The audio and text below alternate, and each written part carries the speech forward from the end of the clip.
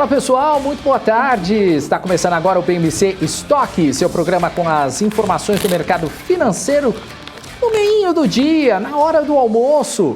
Vamos conferir então os destaques do programa de hoje.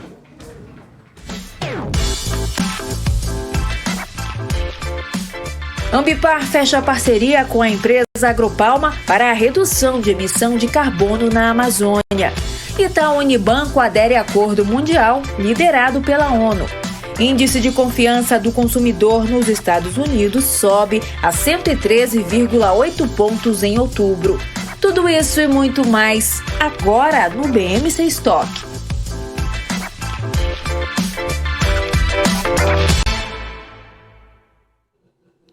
E eu começo o estoque desta tarde com a nossa representante da dublagem, Hanna Beltrão. Boa tarde para você, Hanna. Boa tarde, Daniel Morales. Boa tarde a todos que estão nos acompanhando. Ó, está rendendo aqui no nosso chat, o pessoal perguntando, faz uma dublagem aí, Hanna.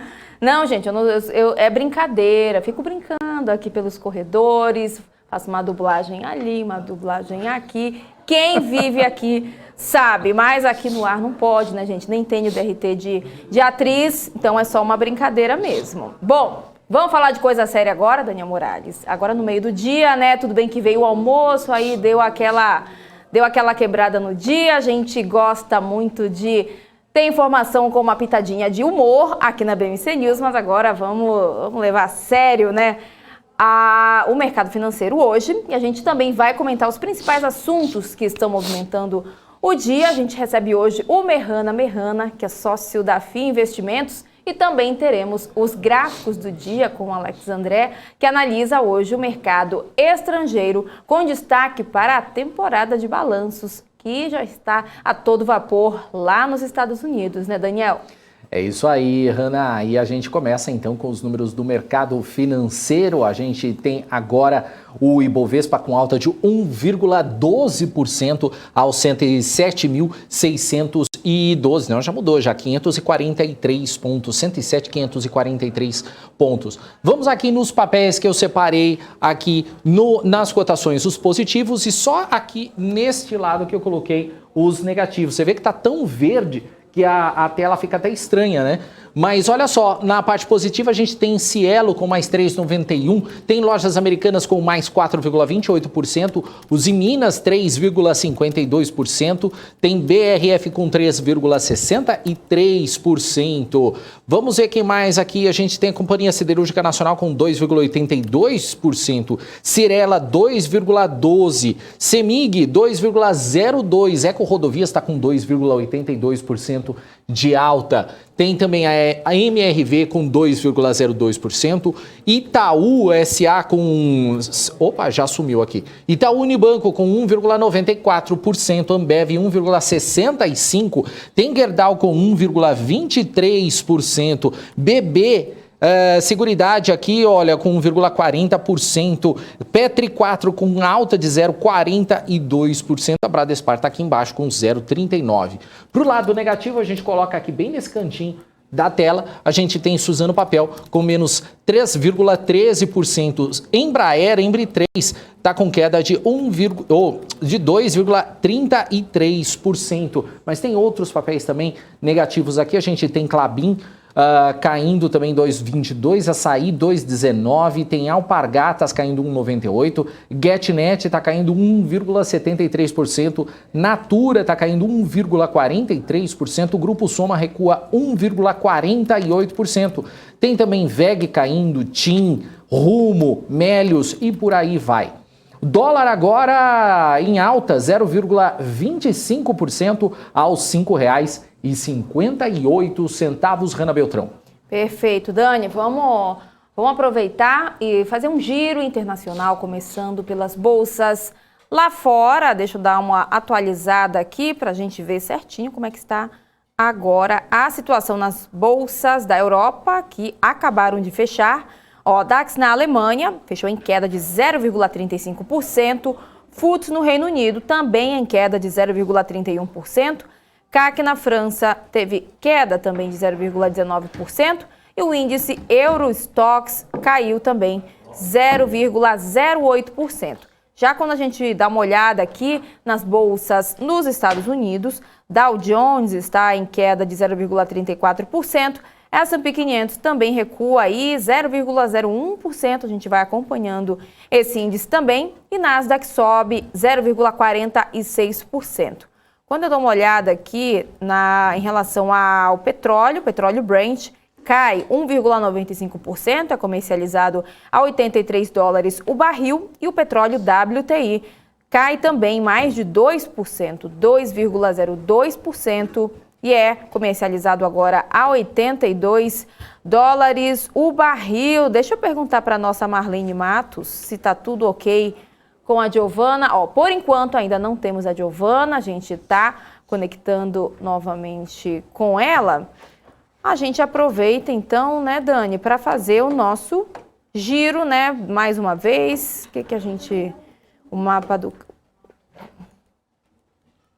Vamos lá então, continuar aqui com o nosso BMC Estoque. Vamos falar aí então sobre o Itaú, né, Dani, que fez uma aquisição recentemente, é isso? É isso aí, o Itaú Unibanco aderiu ao Net Zero Banking Alliance, né, um acordo mundial liderado pela ONU para mobilizar recursos para a construção de uma economia global com emissões líquidas zero de gases de efeito estufa, alinhada ao Acordo de Paris. Segundo o comunicado do banco, que já é neutro em carbono para suas emissões diretas, o objetivo da estratégia é apoiar seus clientes de forma ativa e customizada em seus próprios processos de transição para uma economia de baixo carbono, reduzindo aí, assim, suas emissões indiretas.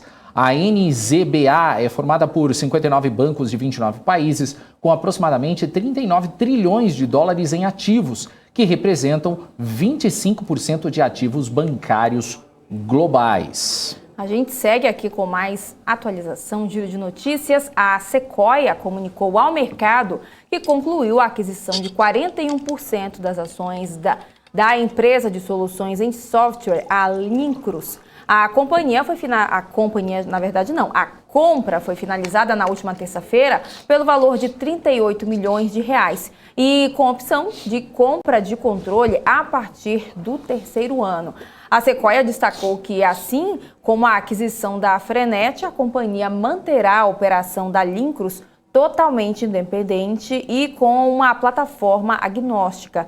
De acordo com a companhia também, a aquisição consolida um importante passo na construção do seu marketplace de logística e também de transporte, em continuidade à sua estratégia de criação de um ecossistema abrangente de serviços tanto físicos como digitais. A companhia de logística e transportes ainda informou que a compra da Lincros não está sujeita à decisão da Assembleia Geral e nem dará direito a recesso dos acionistas, Dani. E a Ambipar fechou uma parceria com a empresa Agropalma, especialista em produção de óleos e gorduras vegetais derivados do óleo de palma, para redução de emissão de carbono na Amazônia. Os detalhes você acompanha na reportagem. Em comunicado ao mercado, nesta quarta-feira, a Ambipar informou que a biofílica Ambipar Environmental, uma das empresas do grupo, fechou uma parceria com a empresa Agropalma, que é produtora de óleo vegetal, para o desenvolvimento de um projeto de carbono na região amazônica do estado do Pará. De acordo com a companhia, o projeto utilizará o mecanismo RED+, que é a redução de emissões provenientes do desmatamento e da degradação florestal para a diminuição da emissão de carbono, além de promover o manejo sustentável das florestas, a conservação e o aumento dos estoques de carbono florestal. Para a biofílica, a parceria faz com que a empresa se concretize como líder em projetos de conservação de carbono com alta credibilidade no Brasil. A companhia tem no portfólio de projetos uma área certificada de créditos de carbono florestal na Amazônia, com mais de 1,7 milhões de hectares sob conservação. Já para a Ambipar, o contrato permite o acesso a informações estratégicas de conservação de mais de 64 mil hectares e coloca em prática o mecanismo RED+, nas reservas da Agropalma, ampliando o portfólio de projetos de carbono e soluções baseadas em natureza da companhia. Os projetos Rede Mais combinam atividades como o manejo sustentável, promoção de agroextrativismo e monitoramento da biodiversidade, que serão financiadas a partir da comercialização de créditos de carbono. A mineradora Vale informou a assinatura de um memorando de entendimento com a XCMG Construction, maior fabricante de máquinas da China, que é subsidiária da Zhuzhou Group. O documento prevê potencial fornecimento de equipamentos de mineração e infraestrutura, incluindo equipamentos de emissão zero e autônomos. De acordo com o memorando, protótipos de equipamentos, dentre eles 2 caminhões fora de estrada elétricos com 72 toneladas de capacidade, vão ser testados em operações da Vale em Minas Gerais e na Indonésia a partir do segundo semestre de 2022. A mineradora disse que o acordo foi assinado ontem durante as comemorações de 25 anos da relação de irmandade entre o estado de Minas Gerais e a província chinesa de Jiangsu. E a gente segue aqui com informação, agora falando sobre a Gerdau e a metalúrgica Gerdau, que anunciaram pagamento de juros sobre capital próprio e também dividendos já no mês de novembro. A Sami Facuri está aqui com a gente no estúdio e tem mais detalhes sobre isso. Fala, Sami. Boa tarde, gente. Então, Hanna, a Gerdau e a metalúrgica Gerdau informaram na manhã de hoje que os seus conselhos de administração aprovaram aí o pagamento de dividendos e juros sobre capital do próprio, como antecipação do dividendo mínimo obrigatório e estimulado em seus estatutos sociais, referentes ao exercício social em curso. Os acionistas da Gerdau S.A. receberão no dia 16 de novembro R$ 1,42 por ação, seja ela ordinária ou preferencial em dividendo, e 20 centavos brutos em juros sobre capital próprio. Já os acionistas da metalúrgica Gerdau terão direito a R$ 1,44 em dividendo por ação, tanto ordinária quanto preferencial, e a 11 centavos em juros sobre o próprio capital, que serão pagos no dia 17 de novembro. Nos dois casos, Hanna, terão direito aos proventos acionistas na base da empresa no dia 5 de novembro, sendo as ações negociadas ex-direitos a partir do dia 8 de novembro. Hanna e Daniel?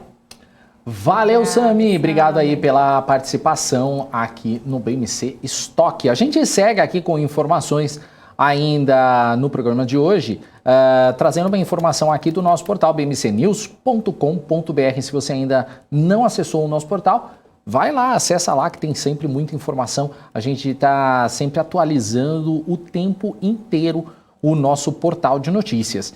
O McDonald's divulgou hoje que os preços mais elevados do menu nos Estados Unidos e refeições com temas de celebridades ajudaram a impulsionar as vendas trimestrais comparáveis mais do que o esperado, apesar da dificuldade aí de manter os restaurantes abertos em plena capacidade por causa da escassez de mão de obra e surtos de Covid-19. As vendas nas mesmas lojas nos Estados Unidos aumentaram 9,6% no terceiro trimestre, encerrado em 30 de setembro, em comparação com estimativas de crescimento de 8,27%, de acordo com dados da Ibis Refinitiv.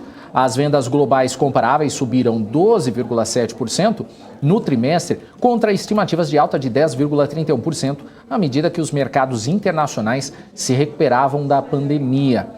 A escassez de mão de obra nos Estados Unidos fez com que alguns locais fechassem mais cedo e perdessem a velocidade do serviço, como disse representantes do McDonald's. A empresa também aumentou os preços nos Estados Unidos em cerca de 6% em relação a 2020 para ajudar a cobrir os custos crescentes de commodities e mão de obra.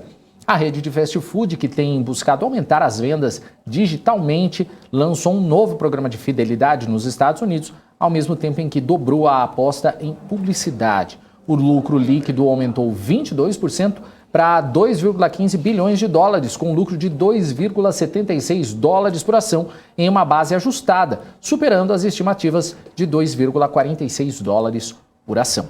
Essa informação você confere no nosso portal bmcnews.com.br. E também tenho mais uma informação que responsáveis por 2/3 do transporte de cargas no país, as empresas de transporte não pretendem parar no dia 1º de novembro, quando caminhoneiros autônomos planejam uma greve.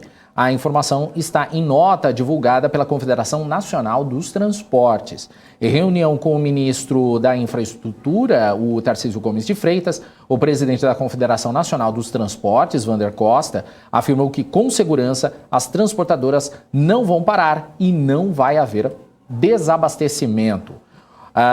Em alguns setores empresariais já estão preocupados, né, com o risco de paralisação dos caminhoneiros. E por isso aí foi afirmado que o risco de ocorrer um evento como o de 2018 é zero, segundo eles. A diferença entre a greve de 2018 e o movimento marcado para a próxima segunda-feira é justamente a participação das transportadoras. Como elas não pretendem aderir, o movimento deverá ficar restrito a bloqueios pontuais de rodovias, como nas paralisações mais recentes de caminhoneiros. Nesses casos, a Polícia Rodoviária Federal tem agido para desmontá-los. Informação aqui atualizada no BMC Estoque.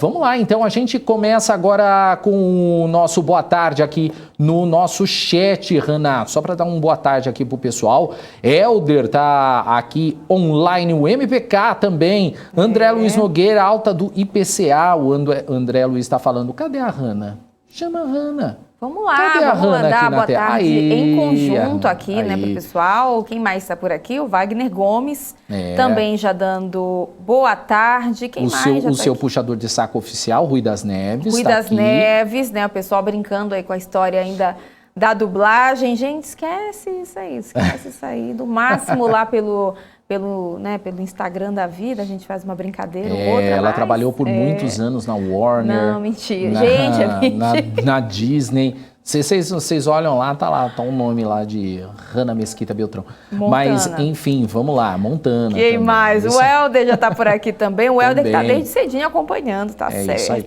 O pessoal aqui tá me alertando pra gente chamar o nosso convidado. Nosso convidado já está conectado, então vamos chamar ele então pra gente não ficar enrolando aqui. Quem está aqui com a gente é o Merrana, sócio da FIM Investimentos. Merrana, muito boa tarde para você, seja muito bem-vindo de volta aqui à BMC News.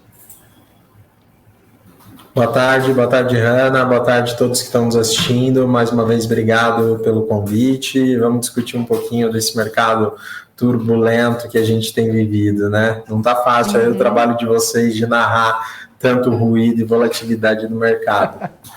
Verdade, falou muito bem, viu? Merrana, hoje é dia de Copom, né? E no final da tarde a gente vai justamente conhecer qual a decisão para a Selic. As previsões estão com uma variação enorme aí, apontando alta de 1,25 até acima de 3 pontos percentuais. Como os juros mais altos, aliados ao cenário político e fiscal brasileiro, eles podem prejudicar o mercado. A Bolsa já vem caindo há meses. Você acredita que os riscos já estão, em sua maioria, precificados ou a gente deve ver mais volatilidade pela frente? Olha, acho que essa volatilidade ela tende a continuar, né? Mas os impactos da alta de juros, né, e o estresse que a gente vê, não só nessa expectativa do aumento do Copom, né, da Selic para hoje, assim como na curva de juros futuras, né, que são os DIs negociados no mercado, a gente já vê esse reflexo, esse impacto diretamente na variação da Bolsa de Valores, né, porque há uma correlação negativa. Quando os juros sobem, a Bolsa tende a cair, assim como fundos imobiliários, e isso porque quanto mais alto os juros, que é o custo do capital, né, o principal índice de referência dos investimentos de renda fixa, menos atrativas se tornam ativos de risco, como é o mercado de renda variável. Sobre a expectativa que vocês citaram para hoje, de fato, a falta de consenso já mostra o tamanho da preocupação e da volatilidade. Então, se a gente pegar no último Copom que a gente teve, havia um consenso de mercado até pouco tempo, semana passada, de um aumento de 1 ponto percentual, que já era considerado um grande aperto monetário, né? As expectativas para hoje, o consenso gira mais entre 1,5% e 2%, e como você citou, chegando expectativas acima de 3%, tá? A minha visão é que o mercado de juros futuros, assim como a Selic, ela não está precificando apenas um ajuste monetário para conter inflação.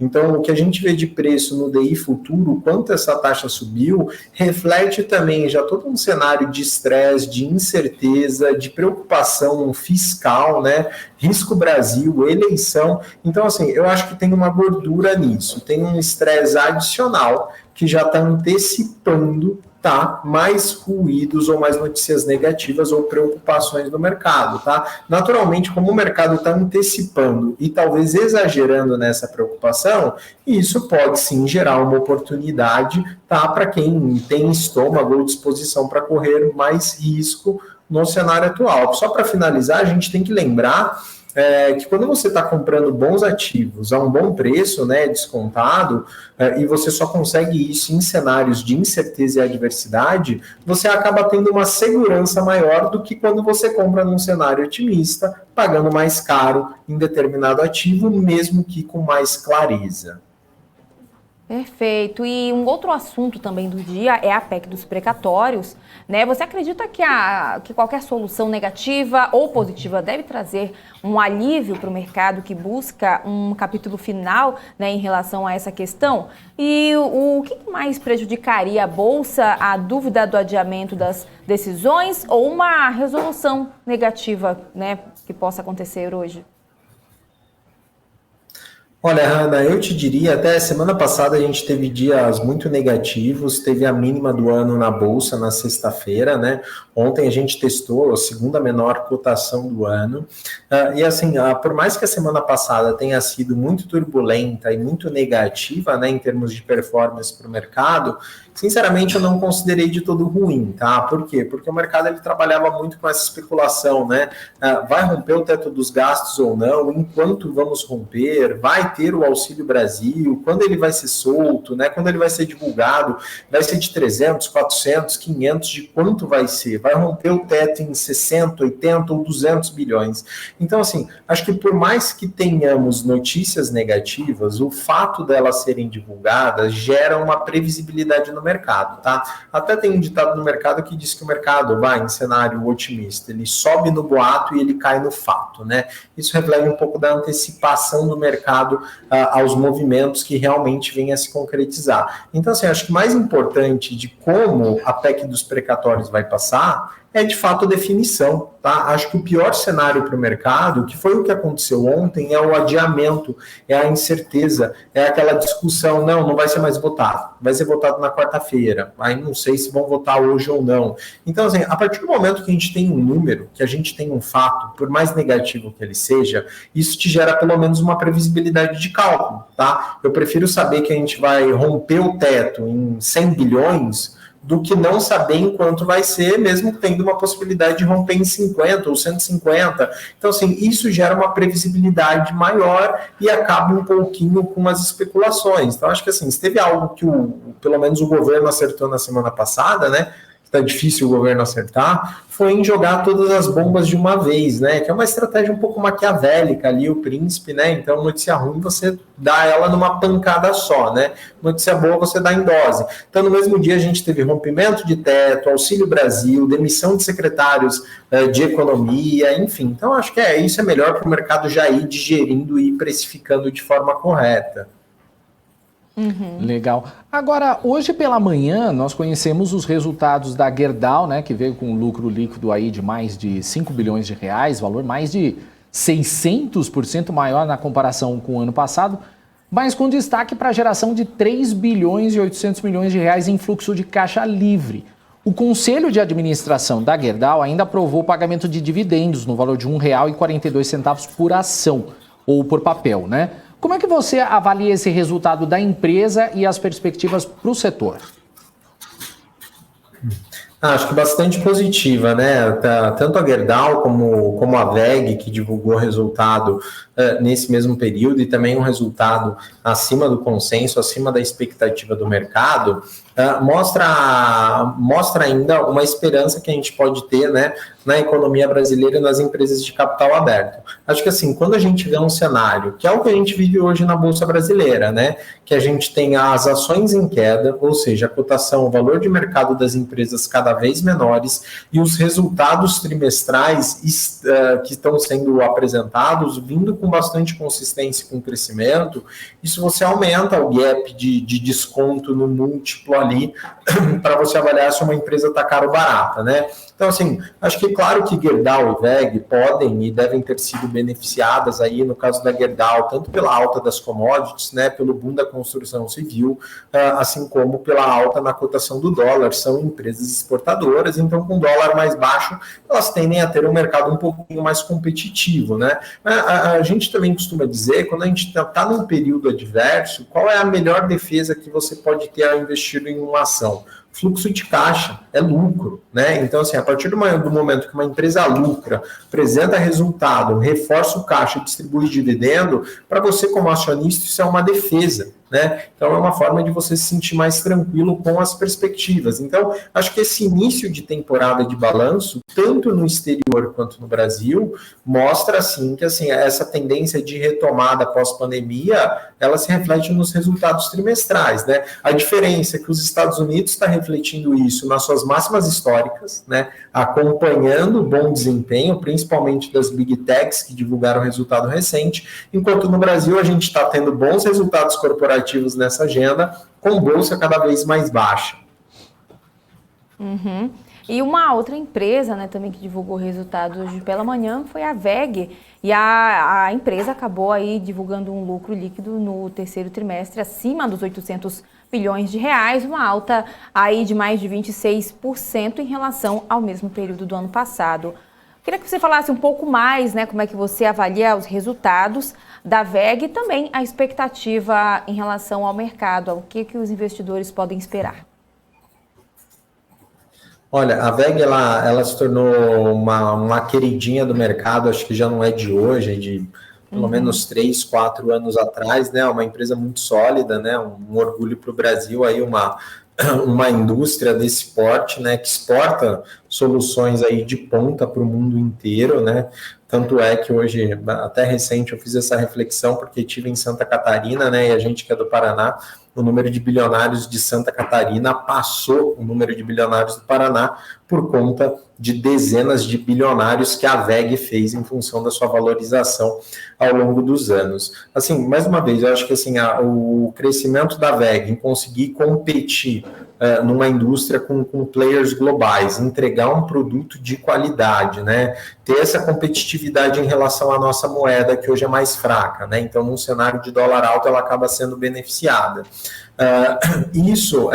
Todos esses fatores e bons fundamentos da WEG mostra a resiliência que foi criada, né, na própria ação. Se você pegar, ela praticamente não acompanhou as quedas recentes do mercado, tá? Então, acho que, assim, claro que é uma excelente ação para o buy and hold, para o investidor de longo prazo. A única questão é que, assim, para quem busca não simplesmente defesa, mas upside, uma grande oportunidade, ela é uma empresa que sofreu pouco. Tá? Então, se você pegar, quero comprar uma empresa descontada, que caiu recente e apresentou um bom resultado, não é o caso da WEG. E isso mostra também o quanto o mercado antecipa essa tendência. Se você for ver hoje, né, que bolsa está subindo, né, não estou com a cotação agora, mas eu estava acompanhando o gráfico de vocês, né, o mapa de calor, bolsa subindo aí aproximadamente 1%, você vê que WEG e Gerdau, apesar dos bons resultados, não estavam subindo além do índice Bovespa, estavam meio lateralizadas.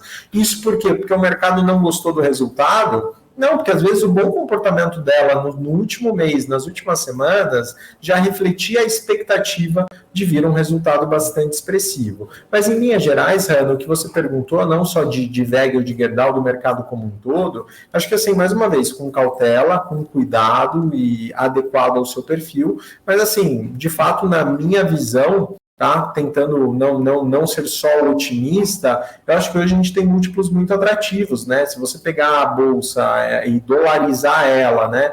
E fazer a relação de múltiplos em relação ao lucro, projetado para os próximos meses, hoje a gente tem um PL de aproximadamente 8 anos na Bolsa Brasileira, né? Que é basicamente um piso, é um dos menores patamares da história da Bolsa, né?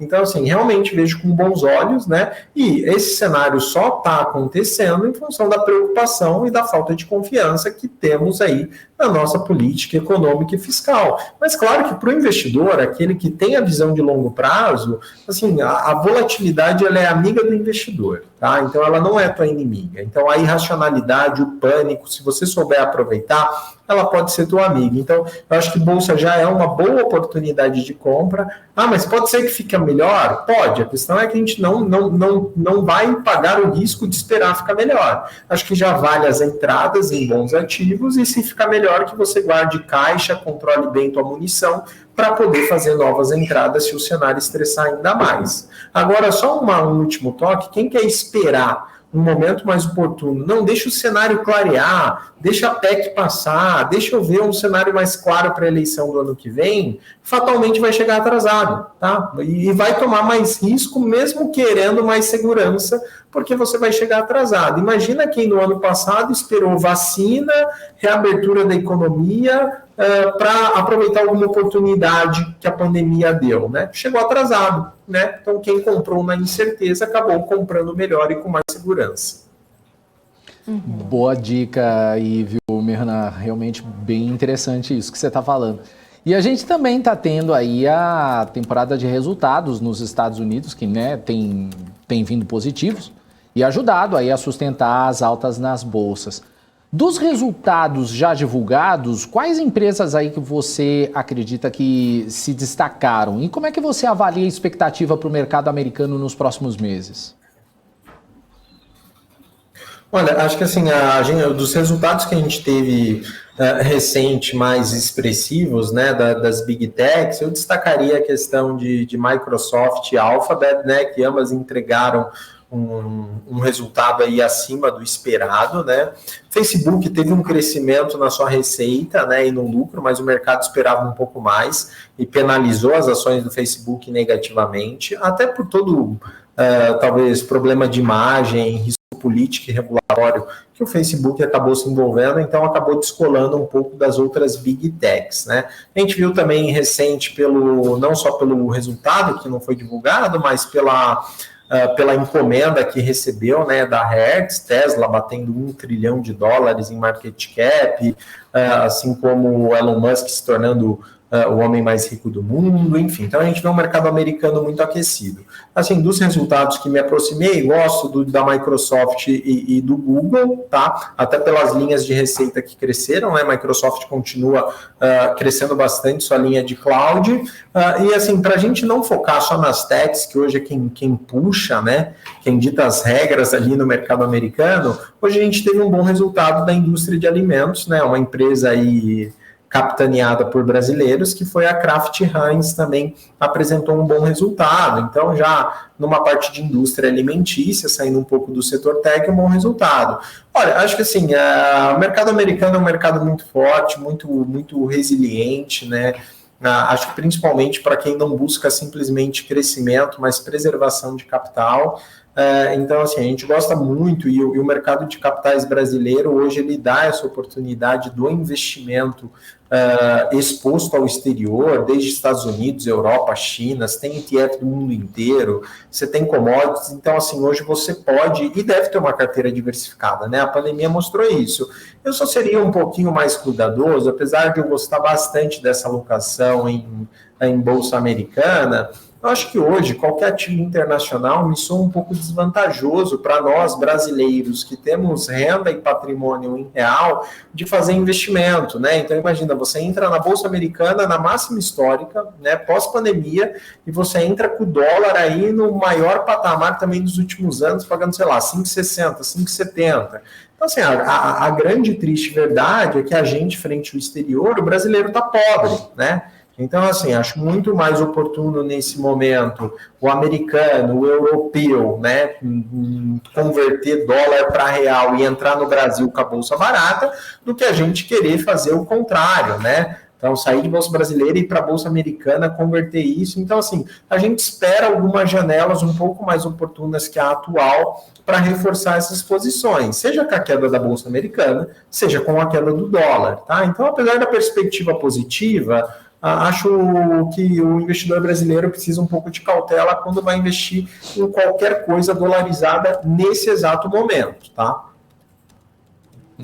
Pois é, e voltando, né, aqui para o cenário brasileiro, você acredita que essa temporada de resultados pode sustentar novas altas na Bolsa? E também em relação ao último trimestre, a gente vai ver o tradicional rally de final de ano? Ou esse tal rally já virou fumaça e a gente nem vai conseguir acompanhar ele? Olha, o mercado é muito dinâmico, né? Então, assim, a gente vê que as pessoas, os investidores, né, costumam mudar o seu senso de humor, assim, muito rapidamente. Então, hoje todo mundo está pessimista, é o fim do mundo. Você vai ver semana que vem, assim, todo mundo passa a ser otimista e achar que bolsa é o melhor investimento. Então, assim, não duvido desse rally, não por uma questão de prever, até porque não gosto dessa estatística, né? Sell in May, go away, então assim, que final de semestre, bolsa sobe, rally de fim de ano, acho essa estatística, apesar de ter um fundamento matemático, assim, não acho, assim, simplesmente ela sustenta alguma alta nos mercados. Acho que, assim, a boa temporada de balanços, por hora, é o que talvez tenha não sustentado uma alta, mas segurado para que a gente não caia mais, entende? O que já é bom. Num cenário adverso, simplesmente a lateralização, a estabilização, ela já começa a marcar sinais de fundos, né? Então, assim, se a gente tiver um cenário político, econômico, fiscal um pouquinho mais estável, não precisa vir notícia boa, é só evitar ruídos e notícias negativas, somado a um bom balanço trimestral aí da agenda corporativa, sim, isso pode mudar o humor aí e acelerar um pouquinho esse processo de recuperação. Até porque, como eu falei, quando você tem uma empresa que já está barata, se ela lucra mais, ela se torna ainda mais barata naquela mesma cotação, né? Então, isso torna ainda mais atrativo o investimento em boas empresas. Legal. Agora, com os atuais patamares da Bolsa Brasileira, o investidor ele deve aproveitar a oportunidade para comprar bons ativos com preços mais descontados, ou aí pode ser a hora de buscar proteção e diversificação da carteira dolarizando o patrimônio com ativos internacionais? Qual que é a estratégia mais adequada para o momento? A gente recebe muito esse tipo de questão. Assim, eu te diria que é um pouco difícil falar em defesa agora, tá? Porque assim, o mercado pode estressar mais, né? E essa defesa fazer sentido. Mas acho que assim, a mensagem mais importante para os investidores nesse aspecto é que assim, a melhor hora de você defender carteira é quando você está ganhando. Ou seja, a melhor forma de você ajustar uma carteira e trazer ela para ser mais defensiva é num cenário otimista, tá? Então, quando está aquele céu de brigadeiro, é quando você tem que começar a fazer ajustes em carteira para se defender de possível recuo, né, na tua performance, nos ativos que estão com uma boa acumulação, com bom retorno. Então, assim, qual que é a preocupação de você querer ajustar muito defesa agora? Eu também tenho esse receio dessa defesa estar chegando atrasada. Isso não quer dizer que eu não acredite mais que Bolsa Brasileira possa cair mais, né? Até porque aqui a gente trabalha com todos os possíveis cenários, né? Está preparado para tudo. É que hoje, para o investidor que está com uma carteira arrojada e quer trazer ela para uma carteira moderada ou para uma carteira mais defensiva, uma carteira mais conservadora, vai obrigar ele a sair de ativos descontados, como ações, imobiliário, né?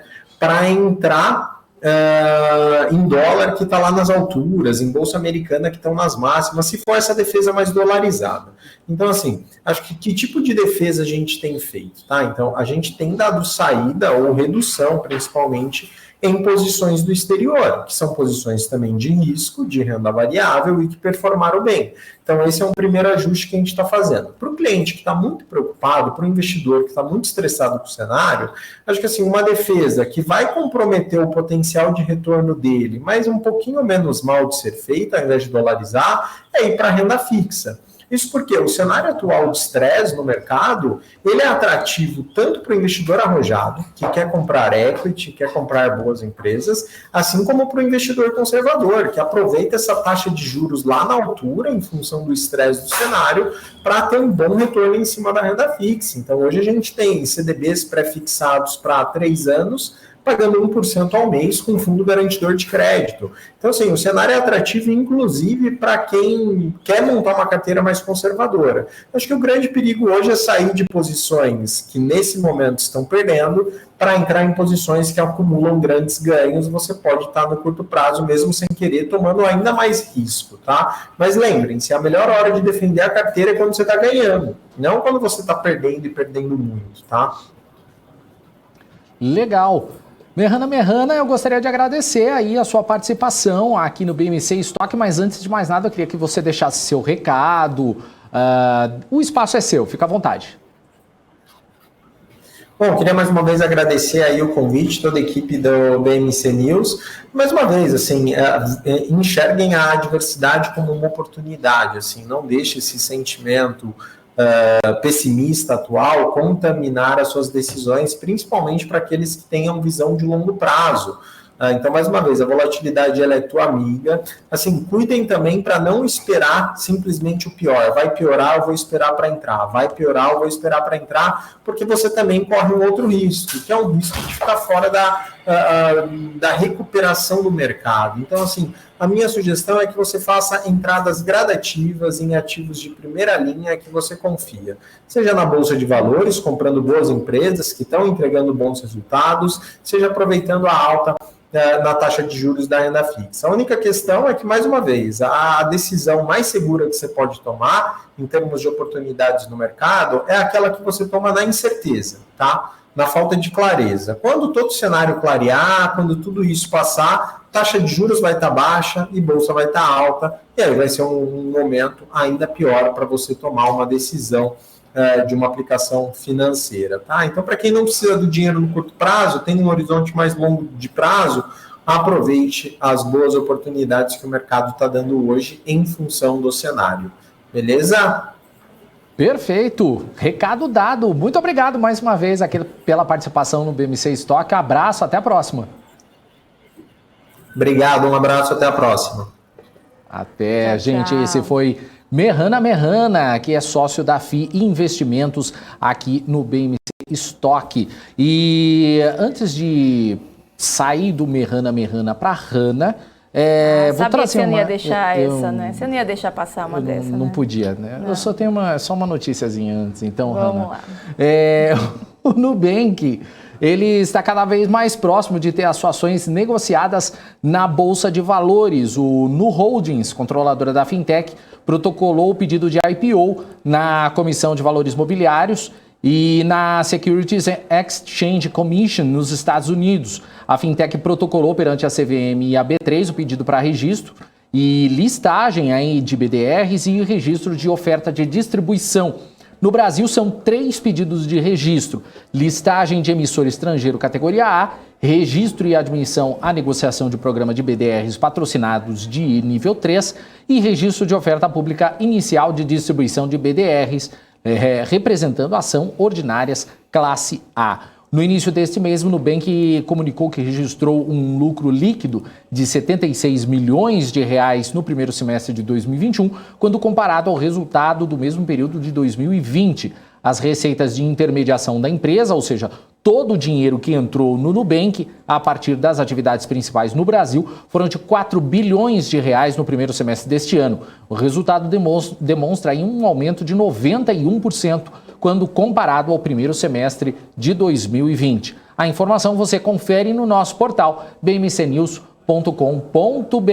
Agora sim eu vou para Rana Beltrão.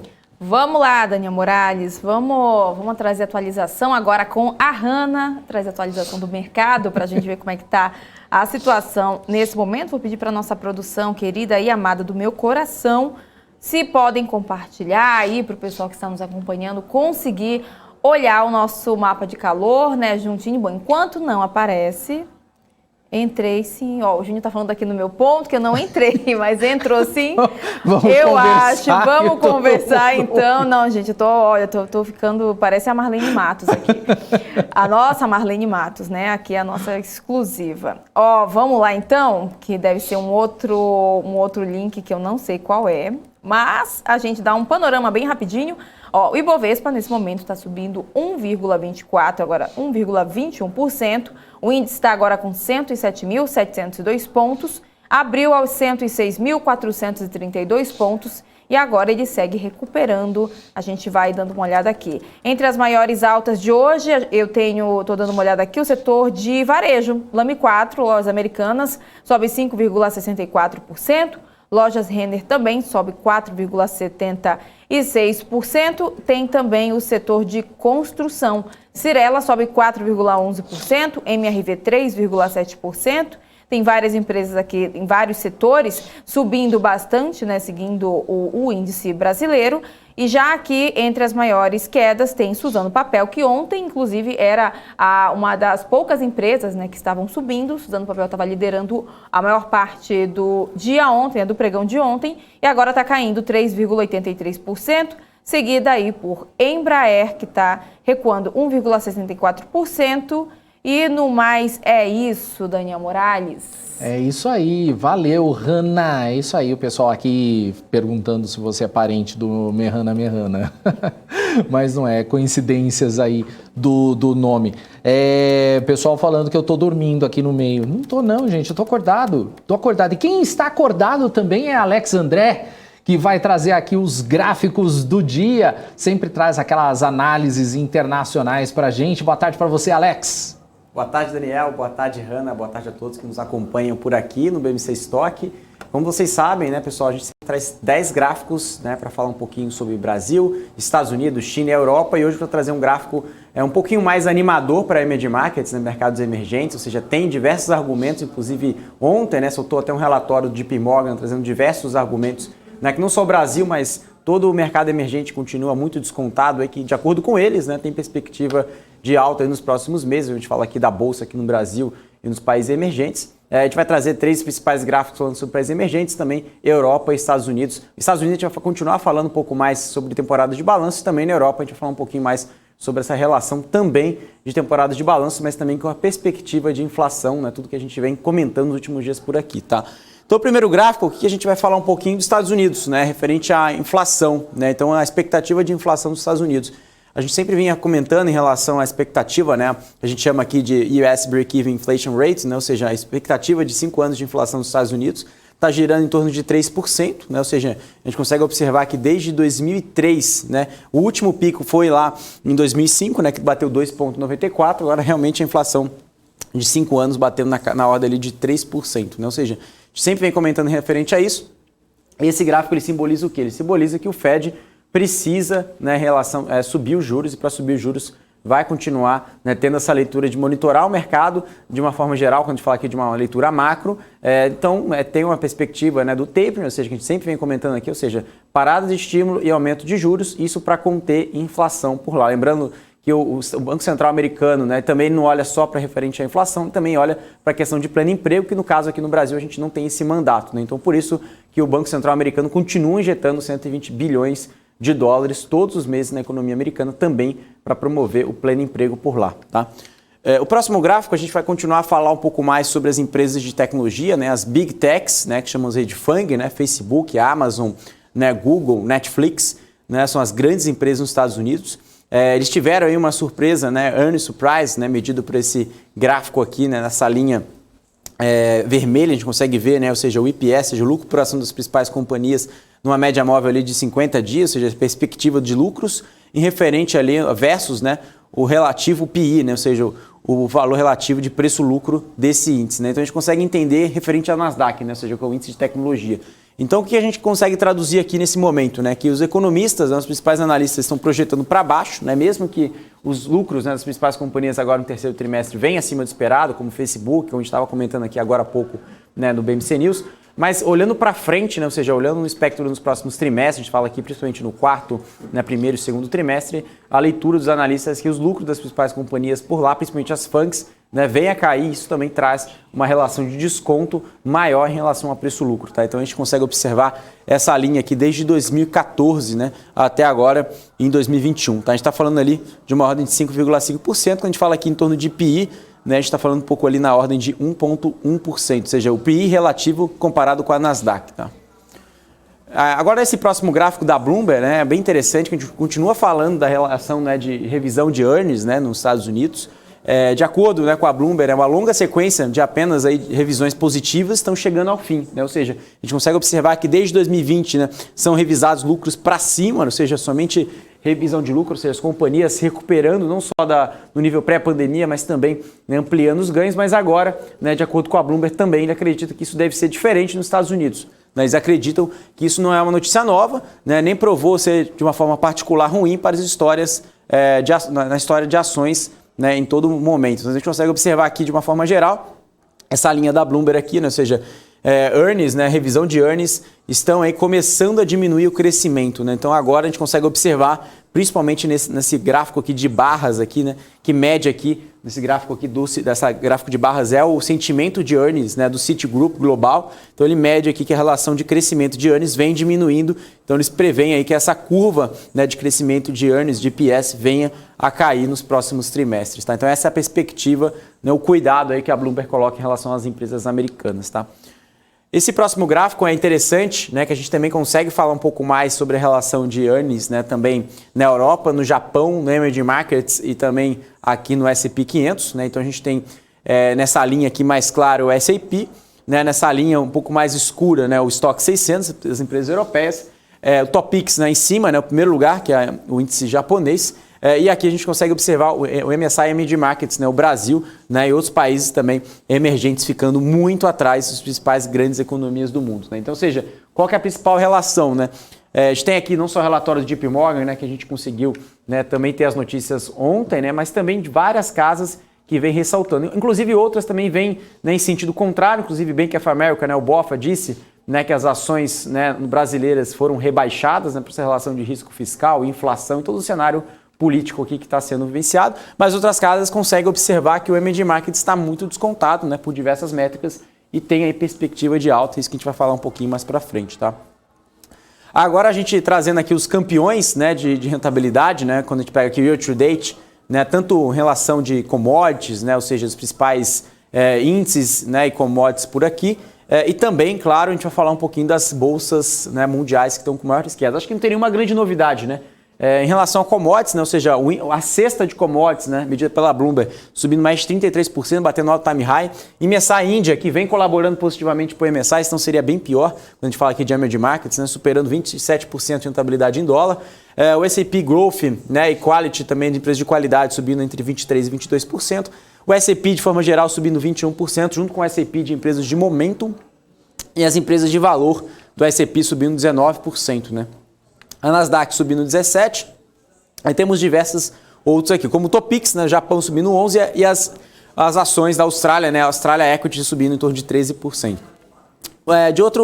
Indo lá para o patamar negativo, né, ou seja, o terreno negativo, nós temos quem? Né? Brasil, MSCI Brasil caindo 21% em dólar. Né, então, ou seja, o Brasil é a pior bolsa global. Quando a gente fala isso, eu sempre trago essa principal perspectiva, né, ou seja, como que o investidor deve olhar essa leitura, né? Ou seja, tem um copo cheio e um copo meio vazio, né? Ou seja, o copo cheio é que a gente encontra, né, oportunidades, de acordo com o JP Morgan, né? Outros bancos vêm ressaltando isso, ou seja, uma bolsa extremamente descontada, né? Tem os riscos locais que sempre acontecem por aqui, mas os grandes bancos vêm ressaltando, reiterando, né, compra em Brasil de forma geral, né? Junto com a China, que vem caindo 12% em dólar, e Coreia também caindo 12%. A China também tem suas particularidades, a gente já comentou muito e sempre comenta aqui no BMC Stock todos os dias, tá?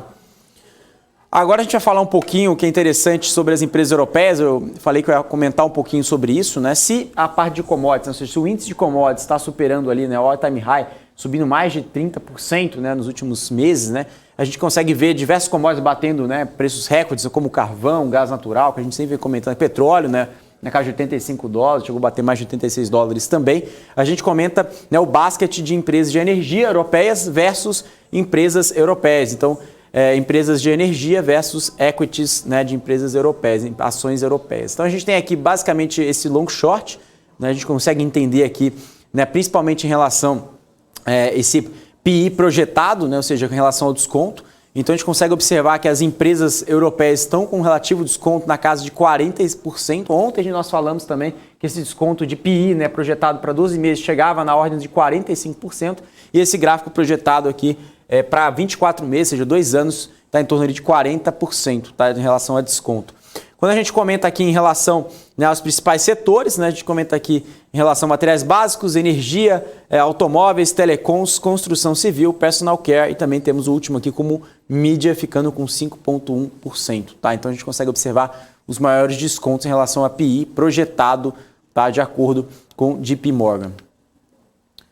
Bom, agora esse gráfico do Morgan Stanley, a gente vai entrar um pouquinho em relação da USD, né, da pegada, né, de USD, como que deve ser essa relação, né, de perspectiva, o que aconteceu também nos últimos meses em relação a fluxo, né, de fundos de USD nos Estados Unidos. Então, Morgan Stanley observa que as entradas para fundos de sustentabilidade dos Estados Unidos caíram cerca de 40% abaixo dos níveis de agosto. E nos últimos 12 meses, né, então, a atual taxa ainda em torno de 2 vezes o nível pré-pandêmico, ou seja, mesmo com essa queda de 40%, ainda continua muito forte com o nível pré-pandemia. Lembrando que a gente está falando aqui em torno de novembro, janeiro de 2019, até ali em torno de janeiro de 2020. Né? Então, agora, setembro de 2021, a gente está em torno ali numa ordem próxima, né, de 4 bilhões de dólares. Tá? E como o próprio Morgan Stanley diz, né, também é notável que os lançamentos de fundos de ações ESG nos Estados Unidos foram robustos até o momento, cerca de 30% acima do nível de todo o ano, e o Morgan Stanley Research continua a acreditar que o investimento sustentável está influenciando a adoção generalizada nos Estados Unidos, com base em 3 fatores principais. Quais são os fatores? Primeiro, recuperação do clima. Segundo, alinhamento do capitalismo dos acionistas e das partes relacionadas. Tá? Então, são os principais pontos em relação aos argumentos do Morgan Stanley, que os fundos de ESG continuam a captar de uma forma muito forte mesmo, com uma queda de 40%, né, comparada aqui com agosto. Bom, agora a gente vai começar a falar um pouquinho sobre os mercados emergentes, né? Esse gráfico aqui do MSI diz, né, que o Emerging Markets, né, tem apresentado um desempenho inferior, isso não é novidade, de uma forma consistente, ou seja, não apresenta melhora nos últimos meses, mas a dinâmica negativa dos preços relativos parece ter parado por enquanto, ou seja, agora, de acordo aí com as principais casas, né, os principais estrategistas analisam aí, colocam a perspectiva que o Emerging Markets surge uma oportunidade de alta em relação a preço relativo comparado com outros mercados. Tá? E esse gráfico aqui, né, a gente tem um segundo argumento, né, de acordo com a FactSet, né, a avaliação relativa de mercados emergentes versus mercados desenvolvidos, com certeza parece um ponto de entrada decente de longo prazo. Né? Ou seja, a gente consegue observar mercados desenvolvidos, Europa, Estados Unidos, né, em all-time high, subindo sem parar, e aqui no Brasil outros mercados emergentes, exceto a Índia, né, que tem subido muito forte, mas outros mercados emergentes, China, né, Coreia, Brasil, né, ou seja, com os piores desempenhos, a gente consegue observar essa grande diferenciação, né, de avaliação relativa, e esse gráfico ele mostra o prêmio, né, de PL, né, ou seja, de preço sobre lucro, de desconto aí nos próximos 12 meses, né, ou seja, forward, né, projetado para 12 meses. Esse desconto de Emerging Markets está chegando na ordem de 33%, tá? Ou seja, esse desconto chegando muito mais abaixo dos níveis até mesmo de 2004, né? Próximo de 2004, quando apresentaram um desconto de 40%. E olha o que aconteceu na história. Claro que não significa que vai se repetir a mesma história, né? Mas a gente conseguiu observar que quando chegou a bater um desconto de 40%, olha para onde a bolsa foi, né? Ou seja, quando a gente fala a bolsa não só no Brasil, a gente fala do Emerging Markets, ou seja, o basket dos principais países emergentes, né? Comparado, né, com os mercados desenvolvidos. Chegou a superar, ou seja, chegou ali a zerar, né, ou seja, as perdas, né, de PI, ou seja, projetado, ficou ali no 0 a 0, até superou ali um pouco mais de 1%, depois devolveu praticamente tudo, chegou ali próximos, abaixo de 30%, né, próximos ali onde nós estamos agora no momento, né, a gente está um pouquinho mais abaixo de 2008, né, quando chegou a bater ali na ordem de 31%, estamos ali em torno de 33,4%, ou seja, a perspectiva dos principais estrategistas, né, no mundo colocam em perspectiva que o mercado emergente está muito descontado por uma visão de longo prazo, quando a gente coloca esse gráfico de PL, né, ou seja, preço sobre lucro projetado de 12 meses comparado com mercados desenvolvidos.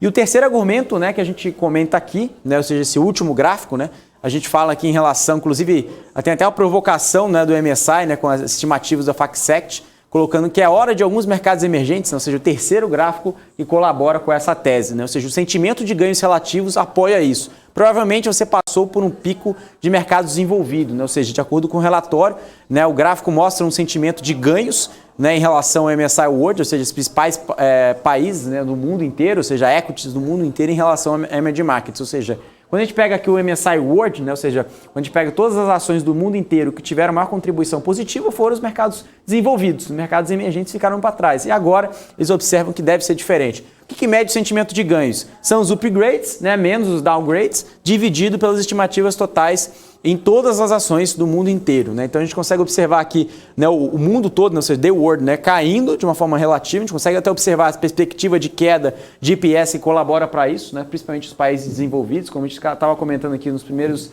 slides, né? Estados Unidos, China também colaborou ali, não só agora, mas já estava desde 6 meses atrás com o IPS revisado para baixo, Europa também, mas os mercados, né, emergentes, emerging markets nessa linha aqui escura, eles colocam ali, né, que estão ali com uma perspectiva muito positiva quando a gente fala aqui de uma janela, né, para médio e longo prazo, né? Então, ou seja, tem uma perspectiva positiva daqui para frente, tá? Então, esses são os principais gráficos aqui, Daniel e Hannah, a gente sempre comenta aqui, né, ou seja, os principais argumentos para ajudar você, investidor, a tomar a melhor decisão para os seus investimentos. Legal, é isso aí. Valeu então, Alex, pela participação aqui no estoque de hoje. Abraço, até amanhã. Abraço, Daniel, até mais. Tchau, tchau. É isso aí. Ô, Hannah, antes de passar para você, tem uma notícia aqui que saiu, que o presidente nacional do PSD, Gilberto Kassab, acaba de anunciar que o senador Rodrigo Pacheco vai ser o candidato do partido à presidência da República. A informação é do nosso analista político Eric Decá, que confirmou a informação em Brasília. Então, trazendo aí a informação aqui para todo mundo que está ligadinho aqui na BMC News, de que o presidente nacional do PSD, Gilberto Kassab, acaba de anunciar que o senador Rodrigo Pacheco vai ser candidato do partido à presidência da República. Daqui a pouco a gente traz outras informações a respeito desse assunto. Hannah. Vamos lá, então, a gente segue aqui trazendo atualizações sobre a temporada de balanços aqui no Brasil. Falando agora da GetNet, que divulgou hoje o seu primeiro resultado trimestral como companhia aberta listada tanto no Brasil como no mercado norte-americano. Entre os meses de julho e setembro, a empresa teve lucro líquido gerencial de 94 milhões de reais, o que representa um crescimento de 115% ante o mesmo intervalo de 2020 e de 23% na comparação com o segundo trimestre. O EBITDA somou 237 milhões de reais no período, uma expansão de 32% na base anual e de 15% ante o trimestre anterior. Já a receita total foi de 544 milhões de reais, uma alta de 24% em um ano e de 7% dentro aí desse trimestre, Daniel. E o Santander Brasil teve lucro líquido gerencial, que desconsidera o ágio de aquisições, de 4 bilhões e 340 milhões de reais no terceiro trimestre de 2021, alta de 12,5% em um ano e de 4,1% em um trimestre, de acordo com resultados publicados pelo banco. No período de 3 meses, encerrado em setembro, a carteira de crédito ampliada do Santander foi a 526 bilhões e 488 milhões de reais, alta de 13,1% na comparação anual. No indicador que exclui operações como debêntures, CRIs, notas promissórias, entre outros, a carteira de crédito do Santander ficou em 450 bilhões e 262 milhões de reais, alta de 13,3% em um ano e de 2,4% em um trimestre. Hannah. E o consumo de energia elétrica no Brasil, na primeira quinzena de outubro, caiu 7,9% na comparação com o mesmo período do ano passado, para pouco mais de 62 mil megawatts médios, influenciados pelas temperaturas mais amenas nas regiões sul e sudeste, segundo o levantamento preliminar divulgado pela Câmara de Comercialização de Energia Elétrica. Confira os detalhes na reportagem. A chegada de frentes frias, deixando o clima mais ameno nessas regiões, resultou na queda mais acentuada no ambiente de contratação regulada, que atende consumidores de pequeno porte, como pequenos comércios e residências. No ACR, a demanda foi de 40.917 megawatts médios, que representam uma queda de 12,5% na comparação com o mesmo período do ano passado. Já no ACL, o ambiente de contratação livre, que atende diretamente empresas de grande e médio porte, como indústrias e shoppings, foram consumidos 21.561 megawatts médios, alta de 2,1% na comparação com um ano atrás. Segundo a Câmara de Comercialização de Energia Elétrica, a transferência de consumidores entre esses dois ambientes também é um fator que tem influenciado os números. A Câmara também pontuou os impactos de geração distribuída no ambiente de contratação regulada. São geradores independentes como painéis fotovoltaicos instalados em empreendimentos comerciais ou residenciais. Se não houvesse esse tipo de sistema, a redução no ACR teria sido menor, de aproximadamente 11,1%. Como os dados são preliminares, podem ainda sofrer alterações até o final do período de contabilização. E a PetroRio iniciou produção do poço no campo de Tubarão Martelo, com volume de aproximadamente 3.800 barris de petróleo ou de óleo por dia, ainda em período de estabilização. A Sami tem mais detalhes sobre isso. Fala, Sami. Pois é, Daniel. O poço foi perfurado em 2013 e a instalação completa, superior e interligação de um outro poço, recentemente realizado pela PetroRio, representa um investimento de aproximadamente 17,5 milhões de dólares, com um payback estimado de menos de 3 meses. De acordo com o documento, a produção incrementa também o benefício da alíquota marginal de royalties reduzida de 5%, conforme aprovado pela agência reguladora ANP em julho de 2021. Dani. Legal, valeu, Sami, pela participação aqui no Estoque. Agora é com você, Hanna. Pois é, o projeto que trata da privatização dos Correios deve ser votado entre o dia 9 e o dia 10 de novembro na Comissão de Assuntos Econômicos do Senado. E a proposta de autoria do senador Márcio Bittar, recomenda que seja aprovado o texto encaminhado pela Câmara dos Deputados sem qualquer alteração. Para o relator, a conclusão mais adequada quando se analisam as contas da empresa é de que a operação da ECT não tem sido capaz de pagar as suas próprias despesas nos últimos 10 anos. Para isso, é necessário um cenário no qual a empresa recupere a sua capacidade de rivalizar, dando o atraso que acumulou em investimentos que poderiam lhe oferecer uma estrutura de custos competitiva e um atendimento condizente com as atuais expectativas dos usuários. Uma das propostas da agenda prioritária do governo, a privatização dos Correios, foi aprovada pelos deputados no mês de agosto. E uma vez votada, segue aí para o plenário do Senado. Caso não sofra nenhuma mudança, segue então para a sanção presidencial pela aprovação aí do presidente Jair Bolsonaro. E do contrário, se o texto for alterado por senadores, vai precisar passar por uma segunda análise na Câmara novamente. Daniel.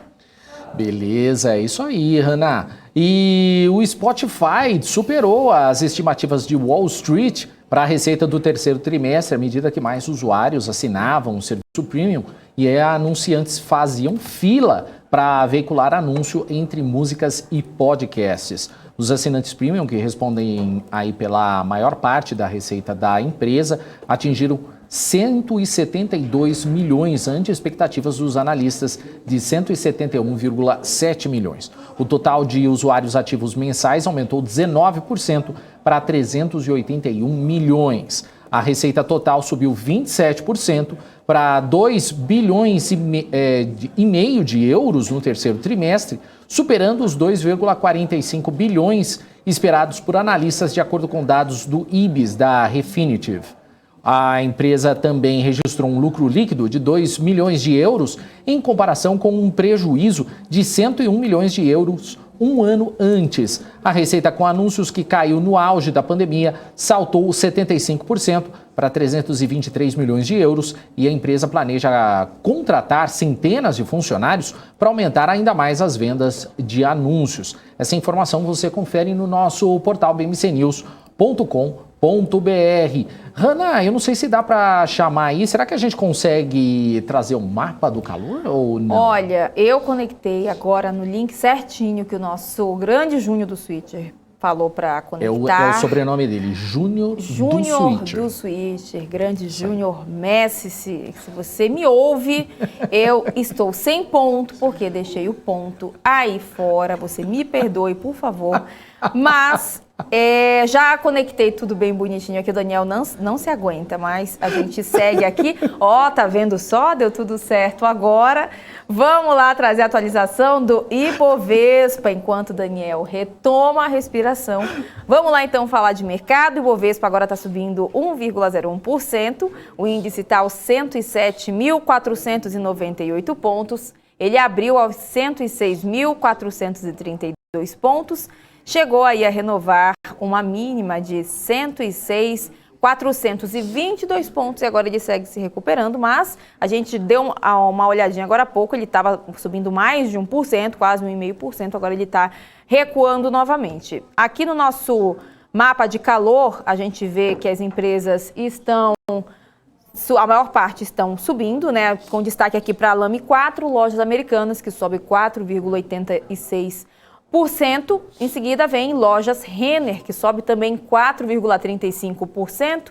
Quem mais está aqui no radar do pessoal de varejo, ó, por enquanto que aparece para mim é isso aqui, mas tem também as construtoras, olha só, Cyrela sobe 4,11%, MRV também sobe 4,13%, aqui eu consigo ver BRF também sobe 2,76%. Já em relação aos bancos, BBDC4 sobe 2,61%, Itaú sobe um pouco mais de 1,64%. Quem mais está subindo aqui? No mais, essa situação aqui, vários setores estão subindo hoje. Já quem está caindo é Suzano Papel, do setor de papel e celulose, que recua, agora virou 4%, 4,02% de queda. Em seguida tem Embraer, que recua 2,03%, Bradespar, que cai 0,60%, Magazine Luiza, que recua 0,25%, e Vale também, que está aí na nossa ala vermelha do mapa de calor. Vale, então, recua 0,14%, agora sim. Mapa de calor atualizado com telão e tudo aqui pra gente, Daniel Moraes. Vocês estão tentando me trollar aqui, mas tá tudo certo. Estamos quietos. Bom, vamos então às notícias internacionais. Está tendo temporada de balanços nos Estados Unidos e quem está acompanhando, melhor dizendo, é a nossa correspondente nos Estados Unidos, Giovanna Locatelli. Fala, Giovanna! É isso aí, semana de resultados continua e o mercado está de olho no pregão desta terça-feira. Ontem saíram resultados de Microsoft, Google e Visa em destaque. Nesta quarta é dia de Ford, eBay, Coca-Cola e Boeing. Então vamos aos resultados. Microsoft, as ações da Microsoft avançaram 1% depois que a receita fiscal do primeiro trimestre dessa gigante da tecnologia superou as expectativas dos analistas. A Microsoft registrou receita de 45,32 bilhões de dólares, enquanto os analistas ouvidos pela Refinitiv esperavam 43,97. Visa, vamos ver aqui o que a Visa nos apresenta. As ações da empresa de pagamento ganharam aí mais de 1%, né? Depois que a empresa superou as estimativas de receita e lucro durante o quarto trimestre. A Visa ganhou 1,62 dólares por ação, excluindo itens, em comparação com 1,54 que os analistas entrevistados pela Refinitiv esperavam. A receita da Visa ficou em 6,56 bilhões de dólares, ligeiramente acima de 6,53 esperados. Twitter, vamos ver aqui, as ações do Twitter aumentaram após as alterações de privacidade da Apple terem um impacto mínimo ali sobre os ganhos trimestrais. A empresa anunciou uma receita de 1,28 bilhão de dólares no terceiro trimestre, um aumento expressivo aí de 37% em relação ao ano anterior, enquanto os usuários ativos diários aumentaram em 5 milhões para um total de 211 milhões de usuários. Coca-Cola, vamos ver aqui, a Coca-Cola, os números também superaram as expectativas dos analistas. As ações da Coca subiram cerca de 3% no pré-mercado com essas notícias todas. O lucro por ação ficou em 65 centavos ajustados contra 58 centavos esperados. A receita da Coca-Cola ficou em 10,04 bilhões contra 9,75 bilhões esperados. A Boeing que passou por uma situação aqui, disse na quarta-feira que as falhas do 787 Dreamliner criariam aí $1 bilhão em custos adicionais, né? E acabou cortando a produção para duas aeronaves por mês, enquanto resolve todos esses problemas de qualidade que levaram a suspender a entrega de maior parte dos pedidos no ano, né? A fabricante baixou 183 milhões desse valor no terceiro trimestre. Mesmo assim, a Boeing disse que a sua receita aumentou para 15,28 bilhões no terceiro trimestre, um aumento de 8% em relação aos 14,3 bilhões do ano anterior, graças, claro, a uma melhoria nas vendas e entrega de aeronaves comerciais. Isso ficou abaixo da previsão dos analistas, que eram de 16,3 bilhões. A empresa informou ainda um prejuízo líquido de 132 milhões no trimestre, embora tenha sido menor do que os 466 que perdeu um ano antes. Ainda vamos ter o resultado da Ford e da eBay para a gente ficar de olho, e a gente vai trazer essas informações na programação de hoje aqui da BMC News, né? Com vocês aí no estúdio. Valeu, Giovanna Locatelli, falando dos Estados Unidos. Ela que volta depois no Top News mais tarde com a Débora Oliveira e também com a Rafael Lara. E antes de encerrar o BMC Stock, Hanna, uma pergunta do MPK que eu vou repassar para você, se puder tirar essa dúvida. Qual a origem do seu nome, Hanna? Seria uma homenagem a Hanna-Barbera ou é só piadinha de tiozão que nem eu? Olha, o Daniel Morales pode, né, explicar de onde vem essa origem, né, a origem do nome, porque eu já falei que veio de um filme. O Daniel assistiu esse filme, né? Eu não conheço lá o filme. No comecinho dos anos 90, né, ó, o Felipe Nascimento 30, você me respeita. Então, gente, pois é, ó, Daniel sabe bem, ó. Conheço foi um filme, Hanna e suas irmãs. Hanna e suas irmãs. E aí a minha mãe viu esse nome e falou, vai ser Hanna sem H no Allen. final. E é isso, gente. Aí virou Hanna-Barbera, Hannah Montana, e a gente vai, né, acumulando apelidos. Hanna e suas irmãs. Aliás, é um clássico do cinema. Você adora, né, Eu, Daniel? particularmente, eu não gosto desse filme. Não, você fala que você adora. Você adorou bastante. Não gosto. Tem É muito chato, mas sua mãe gostou, tudo bem. Pois é. Tem também Michael Caine no filme. É bem interessante o elenco, mas o filme é horrível. Bom, é isso aí, o BMC Stock vai chegando ao fim. Eu continuo aqui pro BMC Market até as 3h30 da tarde. Hanna, você volta hoje? Volto sim, ó. Então, né, por hoje chega de Daniel e Hanna, né? O Daniel segue aí com o pessoal, né, com a turma do Market. Eu volto às 5h15, porque hoje a gente conversa no BMC Business com o pessoal da Ituran, pra gente conhecer um pouco mais sobre mais essa empresa. Então já coloca o despertador aí, o Daniel fala, tem que colocar no celular, é moderno, porque eu pedi ontem para anotar, né, gente? É para anotar, é para colocar despertador, para colocar o que você quiser, mas para você lembrar, 5h15 a gente volta, então. Eu volto com o BMC Business, então por hoje é só, chega, pode tocar o barco aí, Daniel Morales. Tá certo, valeu Tá então, certo. Hanna Beltrão. Beijo, Hanna, até amanhã. Tchau, tchau.